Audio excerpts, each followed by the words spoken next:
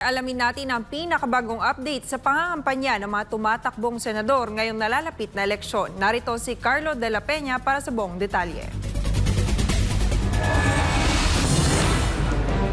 5 araw na lang bago ang halalan, kaya naman lalong umiinit ang laban para sa Senado. Abala ang mga kandidato sa pag-ikot sa iba't ibang panig ng bansa, bit-bit ang kanilang mga plataporma, mensahe at pangako ng pagbabago. Mula barangay hanggang lungsod, puspusan ng kampanya para makuha ang suporta ng taong bayan. At saan-saan nga ba sila nag-ikot para sa huling bahagi ng kampanya? Narito ang mga kaganapan sa ating campaign tracker. Mga sumisisid dito sa dagat. Naglibot si Bong Revilla Jr. sa bayan ng Loay sa Bohol habang namimigay ng t-shirt bilang parte ng kanyang pangangampanya. Pinasalamatan ni Senator Ronald Bato de la Rosa si dating Pangulong Gloria Macapagal Arroyo sa pagsuporta nito sa kanyang motorcade sa Pampanga ngayong araw. Nag-alay ng dasal para sa isang mapayapang halalan si Amy Marcos sa kanyang pagbisita sa Port Pilar Shrine sa Zamboanga City kamakailan lang. Nagpasalamat si Kiko Pangilinan sa pag-endorso sa kanya ni Governor Gwen Garcia sa kanyang pagbisita sa probinsya kamakailan. Dumalo si Abby Binay sa ginanap na pagtitipon sa distrito ni Caloocan 2nd District Congresswoman Mitch Cahayon Uy itong Martes ng gabi.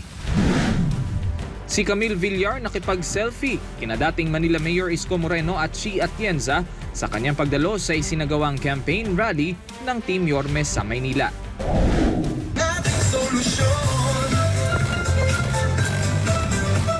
Kasamang nag-motorcade ni Atty. Raul Ambino si Senator Robin Hood Padilla sa Nueva Ecija ngayong araw.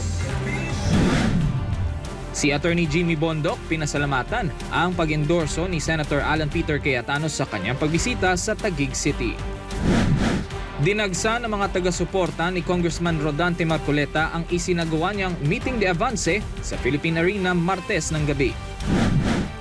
Si Norberto Gonzales nakapanayam sa isang online program at tinalakay ang ilan sa mahahalagang issue ng bansa.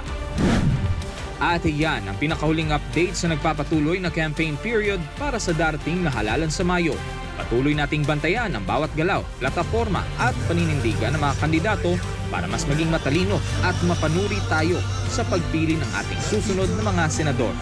Para sa mas marami pang updates, manatiling nakatutok dito lamang sa SMNI News.